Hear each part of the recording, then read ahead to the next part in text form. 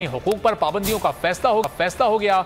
इमरान खान की नाअहली के लिए रेफरेंस दायर होगा। तहरीक इंसाफ के खिलाफ कानूनी कार्रवाई की सिफारिशात पर मुशावरत हुई। रेफरेंस दायर करने के लिए काबीना से मंजूरी ली जाएगी। पीडीएम इजलास के बाद वजीर आजम ने कल वफाकी काबीना का हंगामी इजलास तलब कर लिया। काबीना इलेक्शन कमीशन फैसले के हवाले से पीटीआई के खिलाफ कानूनी कार्रवाई के लिए मंजूरी देगी।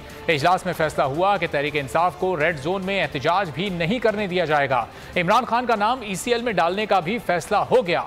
प्रेस कॉन्फ्रेंस के बाद मौलाना फजलुर रहमान भी इल्जामात लगाते रहे। जमहूरियत पर सरेआम पाबंदियों का ऐलान किया। कहा तहरीक इंसाफ के अहदेदारों को फौरी गिरफ्तार किया जाए। तहरीक इंसाफ के एहतजाज पर गिरफ्तारियां होंगी। इनको इबरत का निशान बनाना चाहिए। सदर आरिफ अलवी का जुर्म साबित हो चुका है। सदर आरिफ अलवी को फौरी इस्तीफा देना चाहिए।